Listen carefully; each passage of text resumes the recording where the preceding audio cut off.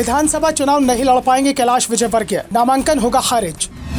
कैलाश विजयवर्गीय के खिलाफ आचार संहिता उल्लंघन की शिकायत। इंदौर के कलेक्टर बोले चुनाव आयोग को भेज दी रिपोर्ट, वो ही करेगा फैसला। इंदौर एक सीट से बीजेपी उम्मीदवार कैलाश विजयवर्गीय मुश्किल में फंस गए हैं और ये मुश्किल कैलाश विजयवर्गीय ने खुद ही बुलाई है। उनके बयान अब उनकी मुसीबत बढ़ा रहे हैं।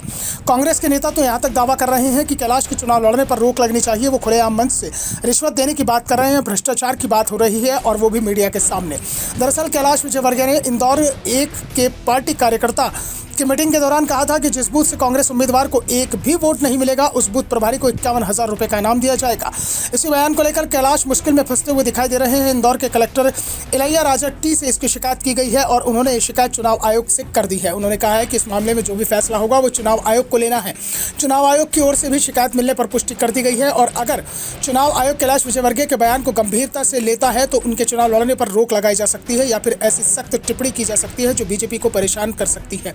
मुख्य निर्वाचन पदाधिकारी कार्यालय के अफसरों के मुताबिक अभी इंदौर कलेक्टर की रिपोर्ट नहीं देखी गई है। अगर मतदाताओं को सभा को संबोधन का मामला भी होगा तो आयोग ही निर्णय लेगा। अगर कार्यकर्ताओं की बैठक का मामला होगा तो अलग बात है। इसके साथ ही कैलाश के एक और बयान को लेकर शिकायत की गई है जिसमें उन्होंने जनता के बीच दावा किया था कि मैं जहां भी रहा वहां मैंने विकास कराया है। विधानसभा क्षेत्र क्रमांक 4 में विधायक बना तो वहां विकास हुआ। विधानसभा क्षेत्र क्रमांक 2 और महू में विधायक रहने के दौरान विकास कार्य कराए हैं।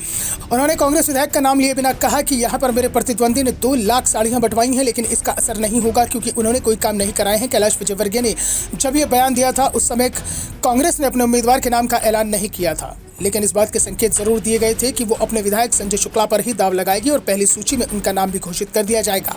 दरअसल जब से कैलाश विजयवर्गीय को बीजेपी ने इंदौर की एक सीट से लड़ने का ऐलान किया है उसके बाद से ही उनके कुछ बयान चर्चाओं में आ चुके हैं। 25 सितंबर को कैलाश विजयवर्गीय के नाम का बीजेपी ने ऐलान किया था। इसके 2 दिन बाद 27 सितंबर को कार्यकर्ताओं से बात करते हुए उन्होंने कहा था कि मेरे चुनाव लड़ने की 1% भी इच्छा नहीं थी। पूरा प्लान तैयार कर रखा था। हेलीकॉप्टर से जाकर सभा करते, भाषण देते और हाथ हिलाते हुए निकल लेते।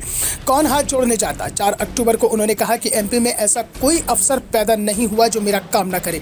इसी दिन उनका दूसरा बयान आया था कि मैं खाली विधायक बनने नहीं आया हूं, मुझे और भी कुछ बड़ी जवाबदेही मिलेगी। दावा सीधा सीएम पद को लेकर था। 6 अक्टूबर को विजयवर्गीय ने कहा कि जब मैं भोपाल से इशारा करूंगा और यहां काम हो जाएगा। इसी दिन उन्होंने कहा था कि जिस पोलिंग बूथ में एक भी वोट कांग्रेस को नहीं मिलेगा उस बूथ के अध्यक्ष को 51,000 रुपए दूंगा और इसी बयान की शिकायत चुनाव आयोग से की गई है। कांग्रेस की मांग है कि कैलाश विजयवर्गीय के बयान चुनाव आचार संहिता का उल्लंघन है, इसलिए उनके चुनाव लड़ने पर रोक लगनी चाहिए। दूसरी ओर इस मामले में पूर्व मुख्य चुनाव आयुक्त ओपी रावत का कहना है कि कैलाश विजयवर्गीय के चुनाव लड़ने पर रोक लगेगी।